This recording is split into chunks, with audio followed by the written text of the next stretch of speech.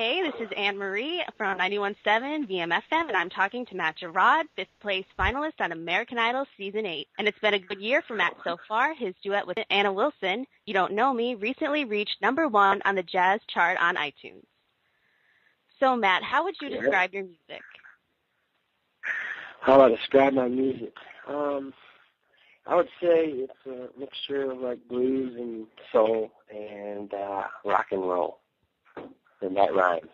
And and I would just say that there's like a lot of piano, there's jazz influences, but I like to rock out too. Yeah. And where does your musical inspiration come from? Are there any times that you feel like you just have to force yourself to write, even if you're not really feeling it?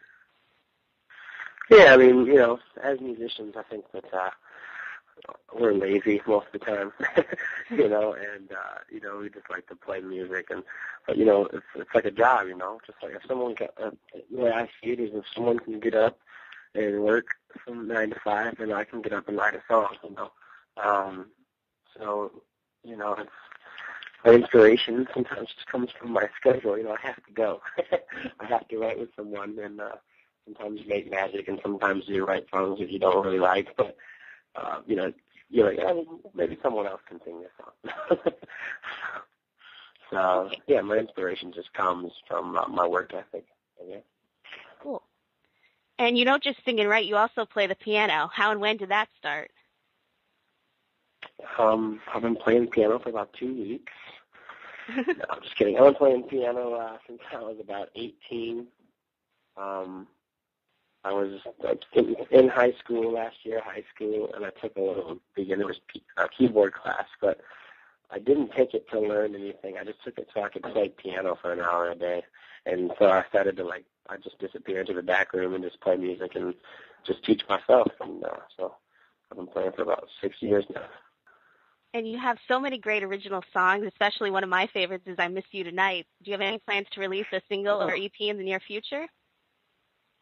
I am definitely working on that part. It's at that point where you just have to, figure out the right songs, make sure you're picking the right songs that represent you best.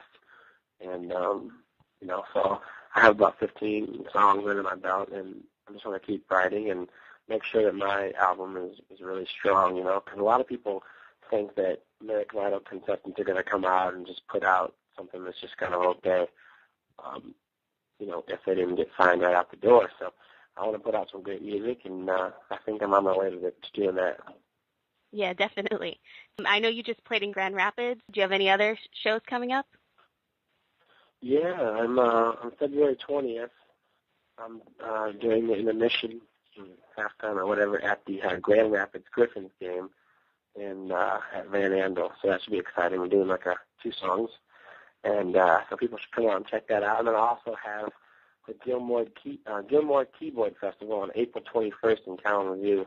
So I'm playing there at Shennery Hall, and tickets are almost gone for that. So people should come on out.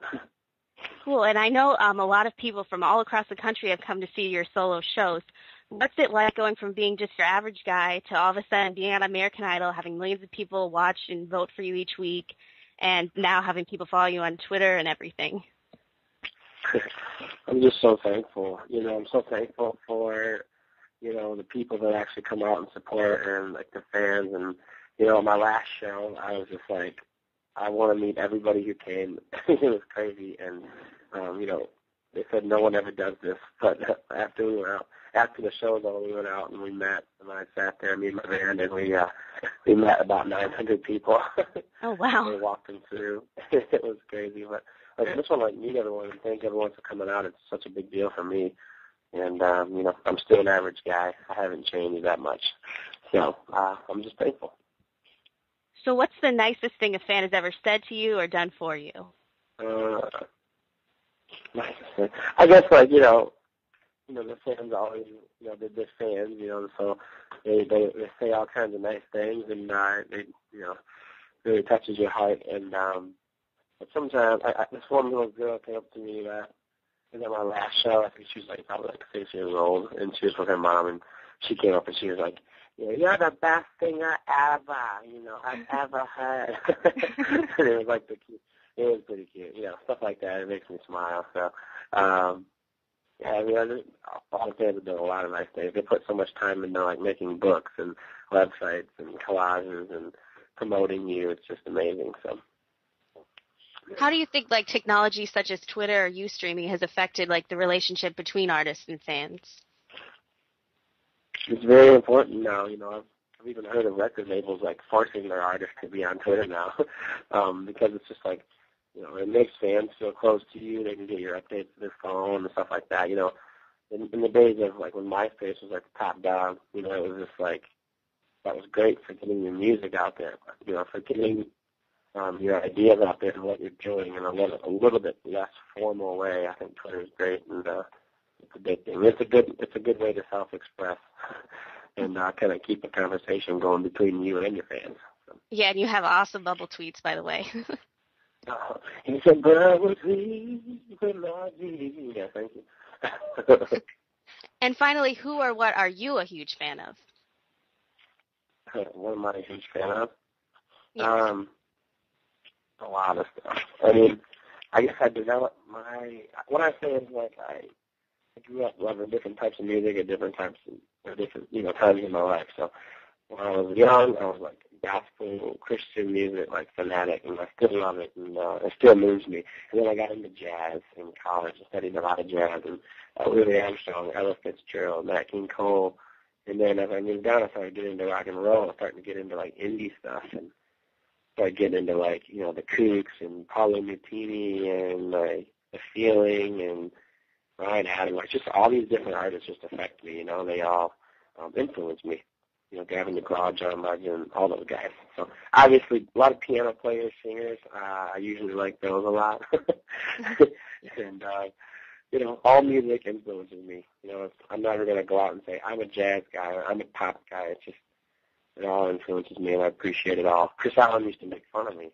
Chris Allen would be like, there's no music you don't like. I was like, well, I don't like heavy metal that much.